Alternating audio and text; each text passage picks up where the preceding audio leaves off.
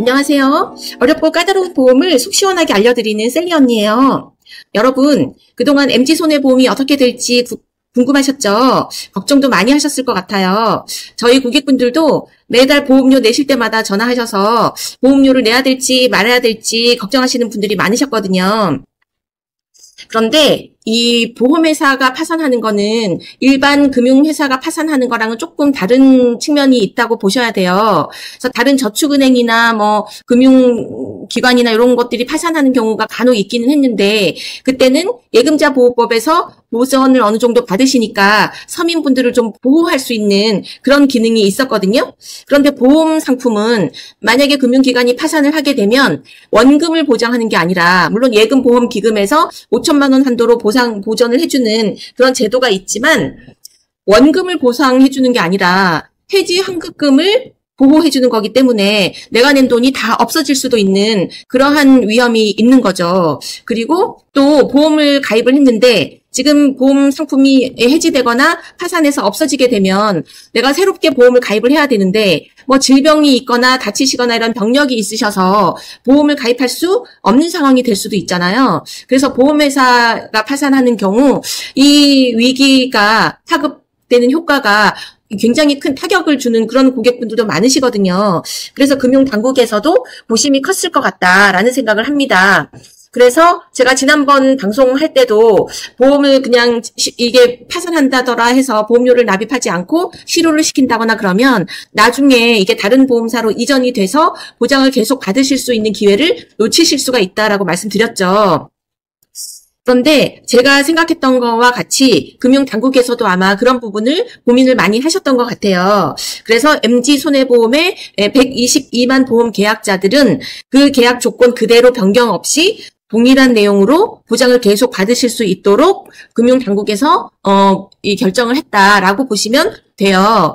그래서 이 MG손해보험이라고 하는 회사는 없어지고요. 그 가운데에 예별손해보험이라고 하는 보험사가 새로 생기는 거죠. 그러니까 일종의 다리 역할을 하는 그런 예별손해보험사가 생기고요. 이 보험사에서 앞으로 총 5개 보험사로 122만 보험 계약자들의 계약을 그대로 이전을 해서 보장을 받으실 수 있도록 그렇게 결정이 되었다라고 보시면 되세요.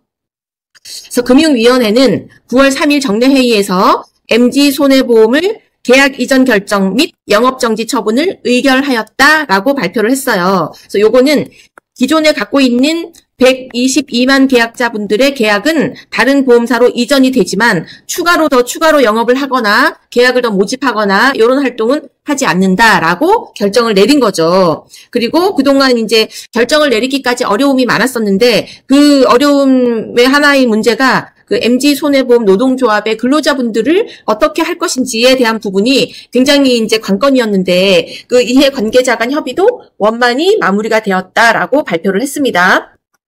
그런데 여기에서 보면 보험 계약자는 계약 조건 등의 변경 없이 동일한 내용으로 보장을 받으실 수 있다라고 발표를 했지만 후순위 채권이나 보험 계약이 아닌 부채는 제외된다라고 발표를 했죠. 그래서 요거는 어떻게 해석을 할 수 있냐면 지금 현재 유지가 되고 있는 그런 보험 계약은 이전이 돼서 보장을 계속 받으실 수 있도록 이전이 되는 거예요.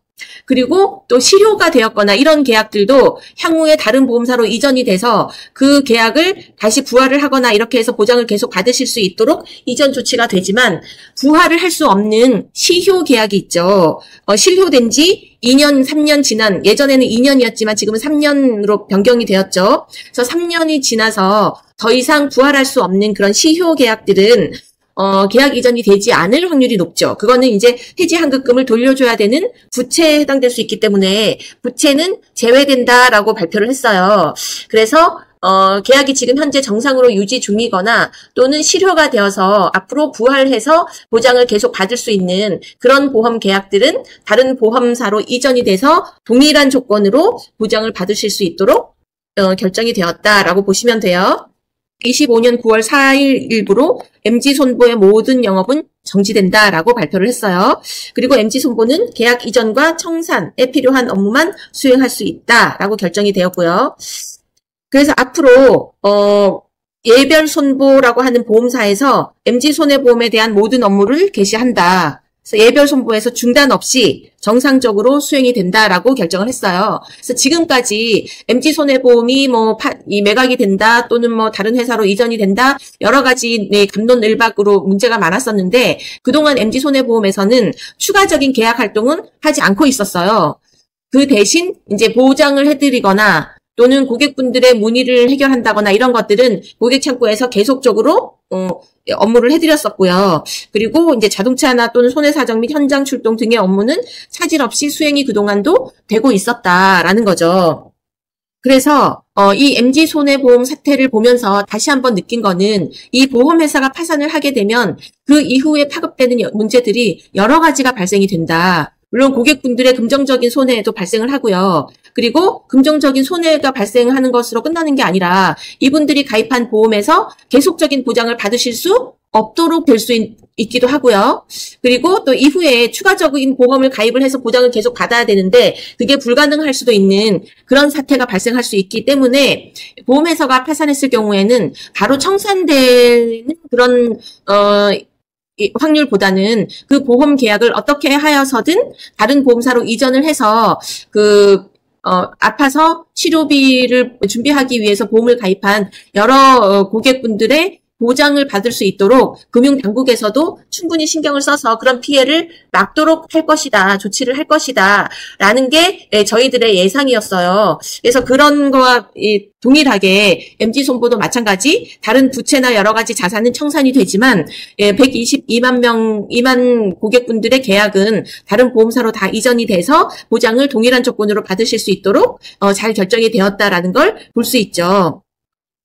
그리고 앞으로 이 회계 자문사를 신속히 선정을 해서 이관 분석 등을 할 수 있는 5개 보험사의 이런 준비를 추진을 하고요. 그다음에 개혁 이전 준비와 병행해서 인수자에 대한 예별 손보 인수 의사를 일정 기간 동안 확인할 계획이다. 그래서 앞으로 5개 보험사로 계약이 나누어서 이전이 될 예정이지만 그 중간에라도 다른 보험사로 매각이 되게 되면 그런 절차는 중단이 되고 매각된 회사로 이전 절차가 진행될 것이다라는 걸 결정을 한 거죠.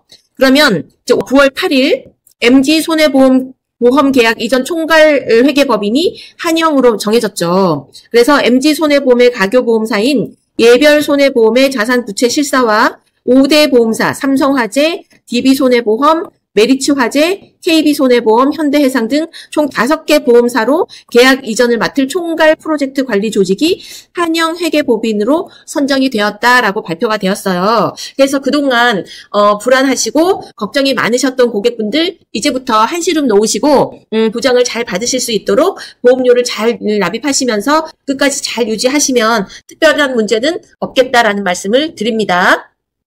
앞으로도 보험사가 혹시 파산하는 건 아닌가 또는 다른 보험사로 매각이 된다라는 뉴스가 전해진다라고 하면 섣불리 계약을 해지한다거나 실효시키지 마시고 이게 어느 정도 결정이 다 되실 때까지 좀 불안하시고 걱정이 되시겠지만 조금 인내하면서 기다리시면 보장을 충분히 잘 받으실 수 있도록 당국이 거기에 맞도록 조치를 취해 줄 것이다라는 믿음을 가지시면 좋을 것 같습니다. 자, 오늘은 MG손해보험 사태가 어떻게 결정이 되었는지 궁금하신 분들이 많으신 것 같아서 이 부분을 정리해서 말씀을 드렸고요.